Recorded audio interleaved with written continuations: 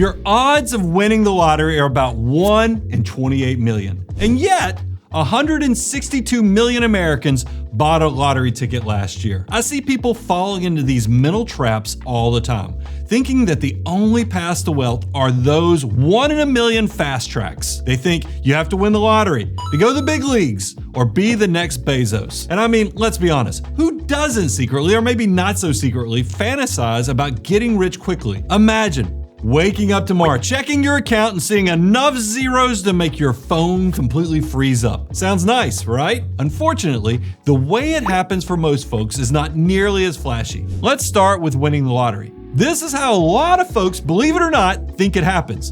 And yet you only have, are you ready for this? 0.0000035% chance. That was 5 zeros if you're keeping count. So why on earth are so many folks buying lottery tickets? People believe winning the lottery is the best way to get rich for several psychological reasons. First, it offers instant gratification. No waiting, decades for compounding interest to work its magic.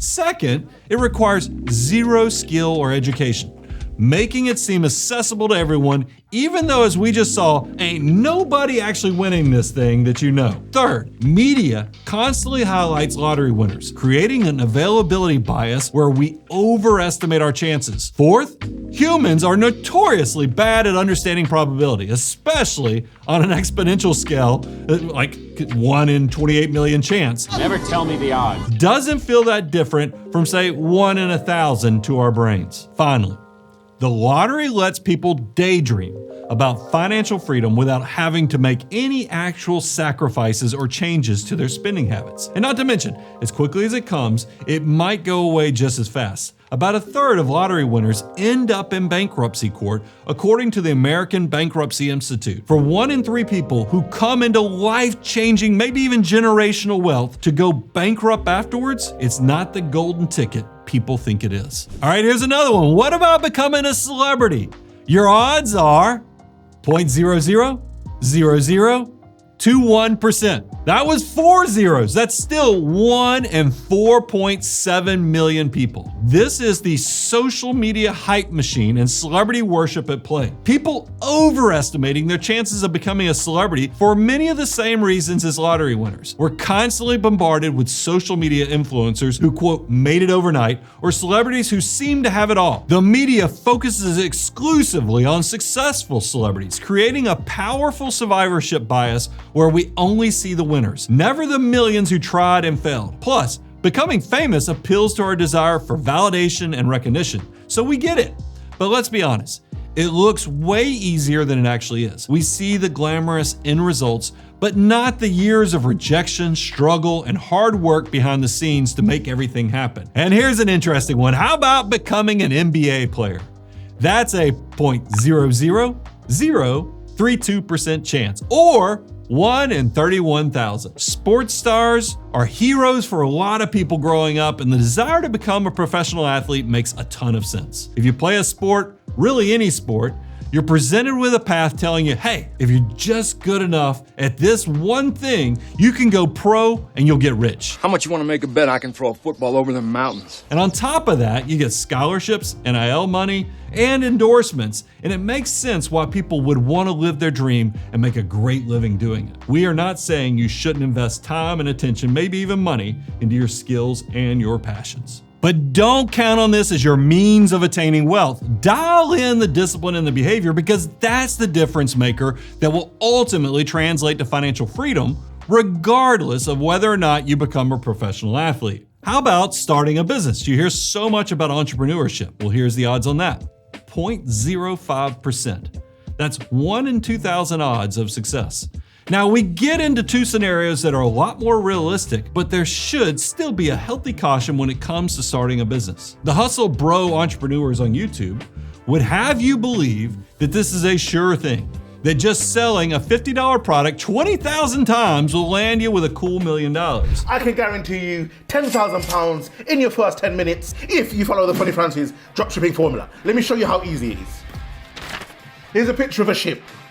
I just dropped. But starting a business takes a lot of careful planning, and a lot of folks don't make it. According to the SBA, the Small Business Administration, approximately 20% of small businesses fail within the first year. Around half of them are gone within 5 years, and over 65% of small businesses fail within 10 years. That's not even taking into account the need to be profitable in order to sustain yourself. I want to be crystal clear here. We are not against entrepreneurship. In fact, as small business owners ourselves, we deeply understand the desire and effort it takes to build something from the ground up. The Money Guy Show started as a passion project, and we've experienced firsthand the challenges, the risk, and immense satisfaction that comes with running a business. Our point is simply that entrepreneurship shouldn't be viewed primarily as a get-rich-quick scheme. The most successful businesses tend to be built by people who are solving a problem that they truly care about, not just chasing dollars. That authentic passion is what helps you persist through the inevitable challenges. You have to have something beyond money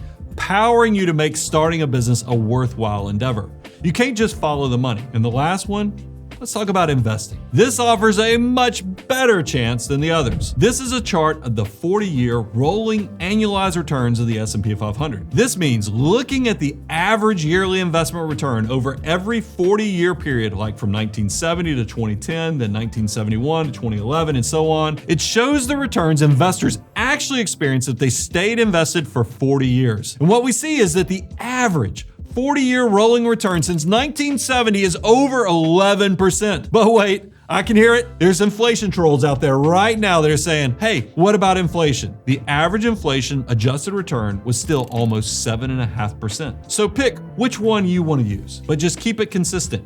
You can go back all the way to the S&P 500's inception in 1957 and see the average rolling return is 10.9%, or 6.8% inflation adjusted. That means that if you just save and invest a portion of your income over a 40-year working career, reaching financial independence is almost inevitable. To make it even closer to a certainty, we suggest 25% of your gross income. By saving 25%, especially when you're young, you can potentially replace 100%, maybe even more, of your current income. So what's the problem?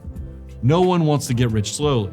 Patience is not sexy. Nobody brags about a 10% annual return at parties. We're hardwired for immediate rewards, not decades-long strategies. Social media constantly shows us people who made it overnight while conveniently leaving out all those who got left behind. The math works, but our emotions often don't. Fear and greed make us abandon sound long-term strategies. The path to wealth isn't a lottery ticket or even a viral video. It's a marathon, not a sprint. While the odds of striking it rich through conventional get-rich-quick methods aren't astronomically low, building wealth through consistent investing has been proven effective for millions of ordinary people. Think about it. A 1 in 28 million chance versus a strategy that has worked reliably for millions of people for decades. By investing consistently over time, you're not gambling. You're actually creating an ownership stake in true economic value. The beauty of compounding interest is that it doesn't care about your background, your connections, or even your luck. It simply rewards patience and consistency. Warren Buffett didn't become one of the wealthiest people in the world through lottery tickets or viral fame. He did it through discipline, investing over decades. Remember that chart showing a 40-year rolling return? That's not theoretical. That's the real money that real people made by simply staying the course. The strategy works if you work the strategy. So while your Instagram feed might be full of overnight successes and crypto millionaires, the real wealth builders are quietly maxing out their 401ks, dollar cost averaging into index funds, and letting time do the heavy lifting. So take a page out of their book and keep building towards your great, big, beautiful tomorrow.